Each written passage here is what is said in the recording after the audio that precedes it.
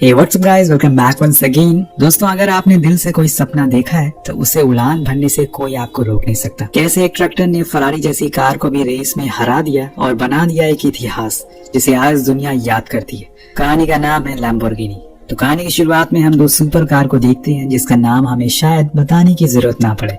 Enzo Ferrari के मालिक और लैम्बोर्गिनी सुपर कार के मालिक दोनों ही एक रोड पर अपनी कार के साथ होते हैं और रेस लगाने के लिए तैयार थे और अगले ही पल दोनों की कार हवा में धुएं की तरह गायब हो जाती है। अब यहाँ से हम उस समय में आते हैं जब वर्ल्ड वॉर 2 खत्म हो चुका है। बस से उतरते हुए सोल्जर जो जंग से वापस अपने घर इटली आ गए, दोनों ही बहुत खुश होते हैं। फ्लोरेंशियो लैम्बोर्गिनी और उसका दोस्त मैथ्यू दोनों कई साल से एक साथ हैं और अच्छे दोस्त भी हैं। फ्लोरेंशियो सबसे पहले अपनी गर्लफ्रेंड क्लेयर से मिलने के लिए जाता है जो उसे देखकर बहुत खुश होती है। उसके बाद वो अपने घर जाता है जहाँ उसका परिवार उसे देखकर बेहद ही खुश था, खासकर उसके डैड, क्योंकि उनका बेटा जंग से सही सलामत वापस लौटा है। अब एक दिन जब वो अपने डैड के साथ उनके फार्म पर होता है तो वो उन्हें अपने सपने के बारे में बताता है कि वो एक ट्रैक्टर फैक्ट्री खोलना चाहता है। पर उसके डैड को ये बात सही नहीं लगती क्योंकि इसमें बहुत पैसे लगेंगे जो कि उनके पास नहीं है। लेकिन फ्लोरेंशियो के पास एक प्लान है। वो मैथ्यू के साथ एक कार रेस में हिस्सा लेगा और उसे जीत कर उसे पैसे मिलेंगे और उसे जीत कर जो पैसे मिलेंगे उसकी मदद से वो अपना पहला ट्रैक्टर बनाएगा। फिर उसे बैंक वालों को दिखाकर कुछ लोन ले लेगा जिससे कि उनकी कंपनी शुरू हो जाएगी। पर उसके डैड को ये बात बिल्कुल भी पसंद नहीं आती और इसीलिए वो उसके मुंह पर बोल देते हैं कि तुम इसमें अपना पैसा, अपना वक्त, सब कुछ बर्बाद कर रहे हो। इससे अच्छा है कि आओ हमारे साथ फार्मिंग करो। लेकिन दोस्तों, वो कहते हैं ना कि आपकी फैमिली में एक ऐसा इंसान जरूर होता है जो अपनी गरीबी की रेखा को लांघ कर और कुछ बहुत बड़ा कर जाता है। फ्लोरेंशियो की भी यही सोच थी। वो अगले दिन एक बेकार सी कार को थोड़ा मॉडिफाइड करता है और उसे रेस में उतर जाता है। पर वहां पर जब उसकी नजर मर्सिडीज और फरारीज की कार पर पड़ती है तो वो हैरान रह जाता है क्योंकि वो उनकी कार से बहुत ही बेहतर थी। लेकिन वो फिर भी हार नहीं मानता और रेस शुरू कर देता है। अब कुछ दूर तो वो तगड़ा कंपटीशन उन्हें देता है, लेकिन फिर इनकी कार का जुगाड़ू इंजन बोल जाता है और उसकी कार जाकर मर्सिडीज कार से टकरा जाती है। इसमें दोनों को ही चोट लगती है और ये रेस भी हार जाते हैं। फ्लोरेंशियो को कहीं न कहीं अपना सपना बिखरता हुआ नजर आ रहा था क्योंकि अब उसके पास पैसे भी खत्म हो गए। जो कुछ भी उसने जमा किए थे वो सारे खर्च हो गए। अब निराश होकर वो क्लेयर के घर जाता है जहाँ वो आज के दिन के बारे में बताने लगता है कि उसने वहाँ पर एंजो फरारी को भी देखा जो उसके आइडल है, लेकिन एक दिन वो उनसे भी आगे निकल जाएगा। वही बातों बातों में क्लेयर उसे बताने की कोशिश करती है कि वो माँ बनने वाली है। वही बातों बातों में क्लेयर उसे बताने की कोशिश करती है कि वो माँ बनने वाली है, लेकिन वो समझ नहीं पाता। इतने में अंदर से मैथ्यू आकर उसे कहता है कि पागल, वो माँ बनने वाली है, कब से वो बताने की कोशिश कर रही है लेकिन तुम समझ नहीं पा रहे हो। तो फ्लोरेंशियो को ये सुनकर थोड़ा नर्वस हो जाता है। उसे समझ नहीं आया कि वो किस तरह से रिएक्शन थे। कुछ समय बीत जाता है लेकिन अभी तक वो अपने सपने के बारे में नहीं भूला है। इसीलिए अपनी आखिरी उम्मीद लेकर वो अपने पिता के पास जाता है और उनसे कहता है कि उसे कुछ पैसों की जरूरत है। वो उसे अपना वॉलेट निकाल कर दे देते हैं, लेकिन फ्लोरेंशियो को इतने पैसों में कुछ नहीं होने वाला। इसीलिए वो उनसे कहता है कि मैं आपसे वादा करता हूँ कि जब भी मेरे पास पैसे आएंगे मैं आपके सारे पैसे इंटरेस्ट के साथ लौटा दूंगा। उसके पिता जब इस बात को सुनते हैं तो उनका मन बहुत भारी हो जाता है और वो उसी समय अंदर से लाकर उसके सामने फार्म्स के पेपर रख देते हैं। इसीलिए वो उसे लेकर चुपचाप क्लेयर के घर जाता है, लेकिन क्लेयर इस बात से खुश नहीं थी। वो अपने काम के लिए अपने बाप, अपने भाई का फार्म बेच रहा था। वो उसे डांटते हुए कहती है कि तुम्हारे भाइयों ने इस फार्म को बहुत ही मेहनत से बनाया और इसीलिए जाकर उन्हें वापस कर दो। लेकिन फ्लोरेंशियो की जिद है, उसे ऐसा करने नहीं देती। वो जाकर फार्म को बेच देता है और जितने भी पैसे मिलते हैं उसे सबसे पहले वो एक गैराज को रेंट पर लेता है और शुरू हो जाता है अपने दोस्त मैथ्यू के साथ अपने सपने के सफर में, जो पता नहीं सच होगा या फिर नहीं।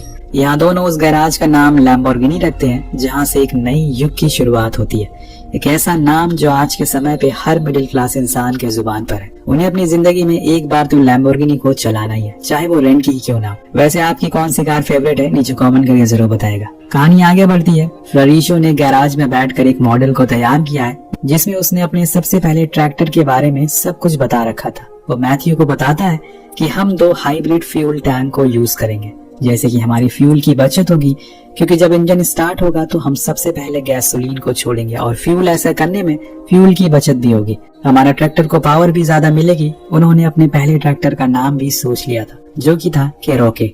नेक्स्ट डे वो लोग एक कबाड़ी के पास जाते हैं जहाँ पर उन्हें एक ट्रक दिखाई देता है जो कि उनके काफी काम आने वाला था और इसीलिए वो तुरंत ही उसे कम दाम पर खरीद लेते हैं और अपने गैराज ले आते हैं। वहीं मैथ्यू को हर दिन एक लड़की दिखाई देती है जो उनके गैराज के सामने बस से उतरती है।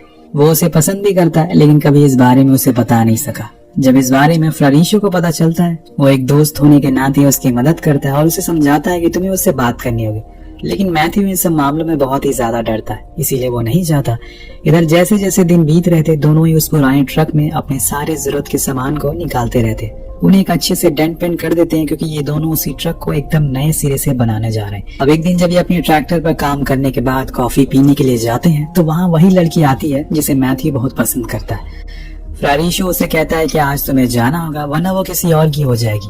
पर आज भी वो डर ही रहा था, इसीलिए फ्लोरिशो उसकी जगह खुद जाकर उसे बात करता है, जहाँ वो लड़की अपना नाम अकीता बताती है। इसके बाद फ्लोरिशो लाकर उसे मैथ्यू से मिलवाता है, पर अभी भी वो बहुत डर रहा था, इसीलिए वो कहता है कि आओ तुम हमारे साथ कॉफी को एंजॉय करो। लेकिन अकीता को स्कूल के लिए लेट हो रहा था, इसीलिए वो चली जाती है। उसके जाने के बाद मैथ्यू कहता है कि वो तुम्हें पसंद करती है, इसीलिए उसने तुमसे बात करी। तो फ्लोरिशो उसको जवाब देते हुए कहता है कि अगर तुम उसे जाकर बात करते तो वो तुम्हें भी पसंद करती, लेकिन तुम जाते ही नहीं हो।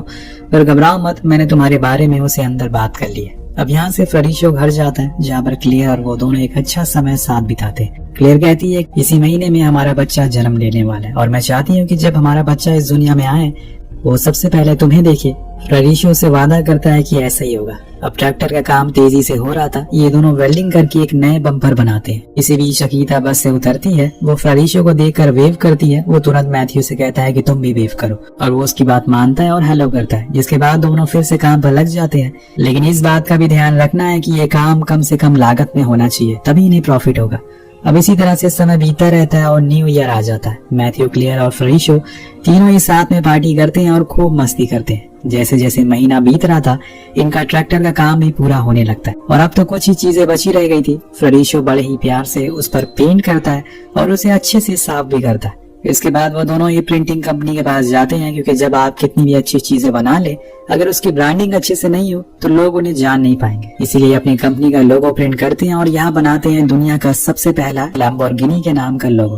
पर अभी रुकिए, अभी वो बुल डिजाइन वाला लोगो की कहानी अभी बाकी है। पर घर जाकर उसकी माँ उसे बताती है कि क्लेयर को बहुत पेन हो रहा था, काफी खून बह रहा था, इसीलिए हमने उसे तुरंत हॉस्पिटल भेज दिया। ये सुनकर वो भागते हुए हॉस्पिटल पहुंचता है, जहां हम देखते हैं कि क्लेयर अपने बच्चे को जन्म देते हुए बहुत दर्द में है। उसे ब्लीडिंग लगातार होती जा रही है। वो बार बार फ्लोरिशो को आवाज लगाती है, लेकिन वो उस समय उसके पास नहीं था। कुछ ही समय के बाद वो अपने बच्चे को जन्म तो दे देती है, लेकिन वो बच नहीं पाती। जब तक फ्लोरिशो वहाँ पहुँचता है, डॉक्टर उसे बताते हैं कि उसकी वाइफ ने एक बच्चे को जन्म तो दिया है, लेकिन वो इस दुनिया से जा चुकी है। अब ये सुनकर वो पूरी तरह से टूट जाता है और जाकर मरी हुई क्लेयर से गले लग जाता है। वो बहुत रोता है। आज उसे बहुत पछतावा हो रहा था कि काश वो क्लेयर के पास होता। वो इसी गुस्से में जाकर अपने गैराज में सारी चीजों को तोड़ने लगता है, क्योंकि वो क्लेयर से किए हुए वादे को भी पूरा नहीं कर सका। यहाँ तक कि वो अपने बनाए हुए ट्रैक्टर को तोड़ने के लिए हथौड़ा उठाता है, पर फिर उसे अपने पिता का चेहरा याद आ जाता है, जिन्होंने अपना फार्म बेचकर उसके लिए पैसों का इंतजाम किया था। कम से कम वो उनका सपना तो तोड़ नहीं सकता, इसीलिए वो रुक जाता है। अब वो अपनी जिंदगी में अकेला हो चुका था। अगले दिन वो बैंक जाकर वहाँ के मैनेजर को अपने ट्रैक्टर के बारे में बताता है और कहता है कि मार्केट में मिल रहे सारे ट्रैक्टर से मेरे बनाए हुए ट्रैक्टर भी सस्ता है और टिकाऊ है। क्या मुझे इसके बदले में लोन मिल सकता है? मैं और भी ऐसे ट्रैक्टर बनाना चाहता हूँ। अब यहाँ से सीन शिफ्ट होकर पहुँचता है मैथ्यू पर, जो अपने बनाए हुए ट्रैक्टर को साफ कर रहा था, कि तभी उसके पास फ्लोरिशो आता है और उसे एक पेपर देता है, जिसके पढ़ने के बाद उसकी खुशी का कोई ठिकाना नहीं था। दरअसल बैंक वाले मान गए थे इन्हें लोन देने के लिए। वहीं फ्लोरिशो के पिता उसके बच्चे को अपने पास रख लेते हैं ताकि वो उसका अच्छे से ख्याल रख सके। अब पैसे मिलने की खुशी में दोनों एक रेस्टोरेंट में जाते हैं, जहाँ पर मैथ्यू को फिर से अकीता दिख जाती है। वो उसे देखकर बहुत ही ज्यादा शर्माने लगता है, तो उसका दोस्त कहता है कि अगर ऐसा ही चलता रहा तो वो किसी और की हो जाएगी, इसीलिए मैं बाहर जा रहा हूँ, तुम जाकर उससे बात करो। अब फ्लोरिशो बाहर चला जाता है, लेकिन उसकी आंखों में आंसू थे। वो लोन मिलने से वो बहुत खुश तो था, लेकिन साथ में दुखी भी था, क्योंकि उसकी कामयाबी को देखने के लिए उसकी पत्नी उसके साथ में नहीं है, क्लेयर। उसी की याद में वो एक कोने में बैठकर सिगरेट पीने लगता है कि तभी वहाँ पर अकीता आती। उसे ऐसे उदास उसके पास बैठ जाता, तो फ्लोरिशो पूछता है कि क्या तुमने मेरे दोस्त से बात की? वो कहती है कि हाँ, लेकिन वो मुझसे नजरें तक नहीं मिला पा रहा है। तो वो कहता है कि तुम्हें उसे थोड़ा और वक्त देना चाहिए। लेकिन अकीता कहती है जिसे मैं ढूंढ रही हूँ वो तुम हो, ना कि तुम्हारा दोस्त। वो ये बोलकर उसके और करीब आ जाती है, जिससे फ्लोरिशो समझ जाता है कि वो मैथ्यू को नहीं बल्कि उसे पसंद करती है। अब दोनों को ऐसे करीब बैठे हुए मैथ्यू बालकनी से देख लेता है। उसे लगता है कि फ्लोरिशो ने उसे धोखा दिया है, और जब वो उससे मिलता है तो उसे आज पहली बार ऊंची आवाज में चिल्लाते हुए कहता है कि तुम्हें शर्म आनी चाहिए। कुछ दिन पहले ही तुम्हारी पत्नी की मौत हुई है और आज ये तुम कर रहे हो। तुम मुझसे शुरू से धोखा दे रहे हो। पर फ्लोरिशो का कहना था कि वो तो बस अपने बच्चे के लिए एक माँ ढूंढ रहा है और जैसा वो सोच रहा है वैसा कुछ नहीं है। लेकिन मैथ्यू चुप नहीं होता और बोलता ही रहता है, जिसके जवाब में वो फाइनली कह देता है कि माफ करना दोस्त, वो लड़की तुम्हें नहीं बल्कि मुझे पसंद करती है। ये सुनते ही मैथ्यू उसे एक जोरदार थप्पड़ मारता है और बोलता है कि आज से कंपनी में 25% मेरा होगा, जिसके बाद वो अपनी कार लेकर चला जाता है। इसके बाद कहानी कई साल आगे बढ़ जाती है। हम एक नए दौर में आ जाते हैं जब फ्लोरिशो ने अपने गैराज को एक कंपनी में तब्दील कर दिया है। वो अब बहुत बदल गया है, उसके कपड़े वगैरह सब कुछ चेंज हो गए। उसे हम कुछ केक लेते हुए देखते हैं जिन्हें लेकर वो अपनी लैम्बोर्गिनी ट्रैक्टर फैक्ट्री में जाता है और सभी वर्कर को खिलाता है, साथ में अपनी सेक्रेटरी अकीता को भी, जो कि अब उसकी वाइफ भी है। वो उसे कहती है कि तुम्हारा बेटा स्कूल में फेल हो गया, तुम्हें उस पर ध्यान देना चाहिए, तुम्हारी वजह से वो अपनी पढ़ाई पर मन नहीं लगा रहा। तो फ्लोरिशो अपने बेटे से मिलने जाता है और उसे फेल होने की खुशी में एक ब्रांड न्यू बोर्ड देता है, जिसे देखकर उसका बेटा सोच में पड़ जाता है कि आखिर फेल होने पर कौन प्रेजेंट देता है। उसके डैड कहते हैं, जब तुम इस बोर्ड को चलाओगे तो तुम्हें एहसास होगा कि तुम्हें ये फेल होने पर मिली है, जिससे कि तुम्हें शर्मिंदगी महसूस होगी और तुम और मेहनत करोगे। हाँ, अगर तुम अगले साल अच्छे मार्क्स लाए तो मैं फरारी गिफ्ट करूंगा तुम्हें और वो तुम्हें पास होने का एहसास दिलाएगी। दरअसल अभी तक लैम्बोर्गिनी बस ट्रैक्टर ही बनाती आ रही है, उन्होंने कार की दुनिया में कदम नहीं रखा है। पर जल्द ही वो समय भी आने वाला है।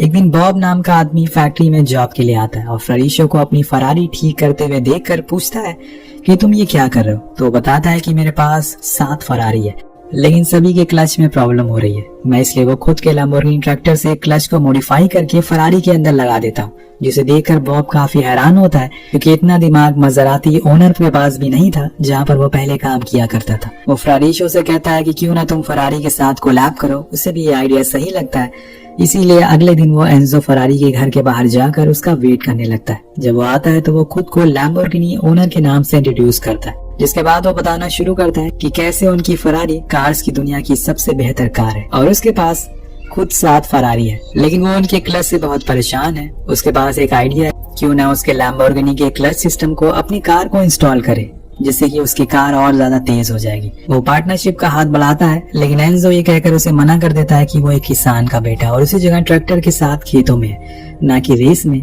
अब फ्लोरिशो फिर से ट्राई कर और इस बार वो उसे ये कहकर धुतकार देता है कि वो अनपढ़ लोगों के साथ डील नहीं करता। अब एंजो को इस बात का दूर दूर तक कोई आइडिया नहीं है कि आने वाले समय में खेला होने वाला है। अब कुछ दिन बाद जब फ्लोरिशो अपनी फैमिली के साथ एक पेंटिंग एग्जीबिशन में होता है तो वहाँ उसे एक बुल की पेंटिंग दिखाई देती है, जिसे देखकर वो सोचने लगता है क्यों ना वो एक ऐसी ही कार बनाए जो बुल की तरह स्ट्रांग हो और चीते की तरह तेज हो। और इसीलिए फैक्ट्री जाते ही वो एक कार के मॉडल को तैयार कर और फिर फरारी, मज़राती, एस्टन मार्टिन जैसी कंपनीज के चीफ इंजीनियर को बुलाता है। उन्हें वो मॉडल दिखाकर पूछता है कि ये कितने दिन में बनकर तैयार हो जाएगा। वो कहते हैं कि कम से कम 6 महीने, लेकिन इसके सारे पार्ट हमें बाहर से लाने होंगे क्योंकि जो आपने बताया वो यहाँ नहीं मिलते। अब वो मजबूर था क्योंकि उसने आने वाले जेनेवा GT प्रिक्स में अपनी कार को रेस में दौड़ाना था, जिसके लिए वो कुछ भी कर सकता है। घर आने पर जब इस बारे में वो अकीता को पता चलता है तो उन दोनों में फिर से बहस हो जाती है क्योंकि उसे उसका ये आइडिया पसंद नहीं था। उसका कहना था कि अगर वो इस चीज में फेल हो गया तो उसका सब कुछ बर्बाद हो जाएगा, वो कंगाल हो जाएगा, वो लोग रोड पर आ जाएंगे। लेकिन फ्लोरिशो उस पर चिल्लाते हुए कहता है कि मैं और लोगों की तरह नॉर्मल नहीं हूँ, मुझे सबसे आगे निकलना है, चाहे इसके लिए कुछ भी क्यों ना करना पड़े। पर अकीता उसकी बातों से कतई सहमत नहीं थी क्योंकि उनका पहले से ही ट्रैक्टर और एयर कंडीशनर का काम अच्छा चल रहा था। फिर ये क्यों, उसे अपने लोगों की जरा भी फिक्र नहीं थी और इसीलिए वो खुद ही कंपनी की सेक्रेटरी से रिजाइन दे देती है और चली जाती है। लेकिन आपको तो पता ही है कि फ्लोरिशो जिद्दी आदमी है, उसने जो एक बार सोच लिया वो उसे करके रहेगा, भले ही उसमें फेल ही क्यों ना हो जाए। कुछ महीने के बाद सारे पार्ट को मंगा लिया जाता और एक बंदे ने आउटर एरिया का डिजाइन भी बना लिया था, पर वो फ्लोरिशो को पसंद नहीं आता। इसीलिए वो उससे कहता है कि तुम इसमें कुछ चेंजेस करो। उस इंसान के मुताबिक ये बिल्कुल सही था, लेकिन फ्लोरिशो अभी भी मना करता है, इसीलिए वो वहाँ से चला जाता है। वहीं जिस इंजन को ये लोग अपनी कार में लगाना चाहते हैं वो बहुत ही ज्यादा बड़ा है, जिसकी वजह से कार का बोनट बंद नहीं हो सकेगा।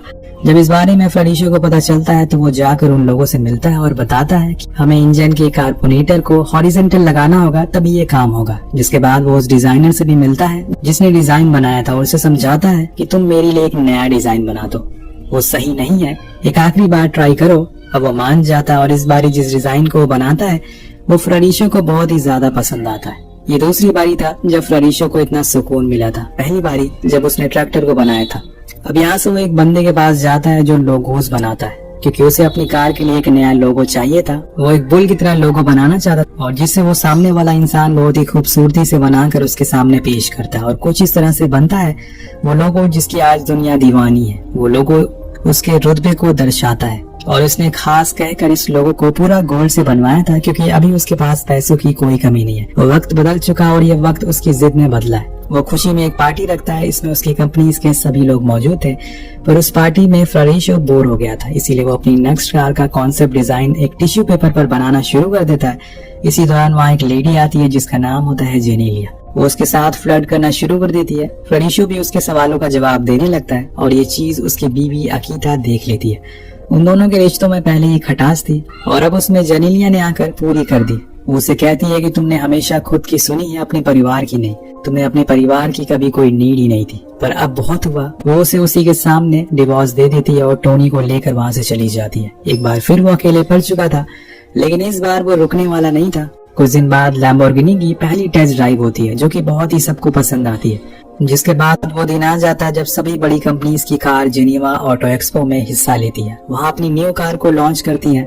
फ्लोरेंशियो भी अपनी कार के साथ वहाँ मौजूद था। वो जेनेलिया के हाथ से एंजो को एक पेपर जाकर देने को कहता है जिसमें वो बहुत बुरी तरह से उसकी कंपनी की बेइज्जत करता है। और इधर जब पर्दा हटता है तो सभी के होश उड़ जाते हैं। लैम्बोर्गिनी को देखकर फ्लोरेंशियो फरारी के ऊपर एक और टॉन्ट मारते हुए कहता है कि अगर तुम्हें अमीर दिखना है तो तुम्हें फरारी लेनी चाहिए, लेकिन अगर तुम सच में अमीर हो तो तुम्हें लैम्बोर्गिनी खरीदनी चाहिए। ये सुनकर एंजो को बहुत गुस्सा आता है, पर वो कुछ कहता नहीं। हम उस समय को देखते हैं जब पेट्रोल के प्राइस बहुत ही ज्यादा बढ़ गए थे, जिस वजह से लैम्बोर्गिनी बर्बाद होने लगती है। फ्लोरेंशियो टीवी में देखता है कि उसे पता चलता है कि उसके वर्कर ने स्ट्राइक कर दिया है क्योंकि उन्हें टाइम से सैलरी नहीं मिली है। उसे कुछ समझ नहीं आता कि वो क्या करे, इसीलिए वो टोनी से मिलने के लिए जाता है जिससे कि अब बच्चे भी हो गए हैं। वो उसे बताता है कि अब इस कंपनी को बेच रहा है जिसमें 50% मैं तुम्हें दूंगा और आधा अपने भाइयों को जिनका फार्म बेचकर मैंने ये सब बनाया। पर टोनी कुछ नहीं कहता और उसे अकेला छोड़कर चला जाता है। अब 2 महीने बीत जाते हैं, सब कुछ नॉर्मल हो चुका था। पेट्रोल के प्राइस अब फिर से लो हो गए थे। अब फ्लोरेंशियो ने अपनी नेक्स्ट कार बना ली है, उसके गैराज में खड़ी है और वो उसमें बैठकर एक लॉन्ग ड्राइव के लिए निकल जाता है। यहाँ पर हम उसी सीन को देखते हैं जो कहानी की शुरुआत में देखा था। फरारी और लैम्बो दोनों के ओनर थे, वो रेस लगाते हैं, पर इस बार फ्लोरेंशियो कार को आगे नहीं बढ़ाता। अब हमें कुछ साल बाद का सीन दिखाया जाता है। उसने अपना फार्म वापस खरीद लिया है, वो अब उसमें अंगूर की खेती कर रहा है। वहाँ खड़े होकर बहुत ही इमोशनल हो जाता है क्योंकि कामयाबी के रास्ते पर चलते चलते वो आज एकदम अकेला हो गया। उसने अपनी जिंदगी में बहुत सारे लोगों को खो दिया है जो एक समय पर उसके साथ थे, उसके करीब थे। उसका परिवार, उसकी बीवी बच्चे, उसका भाई, उसका दोस्त, सब उससे दूर हो गए। उसने दुनिया की सबसे खूबसूरत कार तो बना ली, लेकिन उस 2 सीटर में वो अकेला बैठा है। यहाँ हमें बताया जाता है कि लैम्बोर्गिनी मूरा उस समय की सबसे खूबसूरत कार मानी गई जिसकी सेल ने आसमान छू लिया और वहीं से लैम्बोर्गिनी ने कार की दुनिया में कदम रखा, जिसके बाद अब फरारी के साथ उसका भी नाम लिस्ट में आना शुरू हो गया। इसी के साथ इस कहानी का यही पर अंत हो जाता है। वेल, अगर आपने भी कोई सपना देखा है तो उसे पूरा करने की जिद होनी चाहिए, ना कि उसे छोड़ने के बहाने। सो दोस्तों, मिलते हैं अगली वीडियो में। Peace out.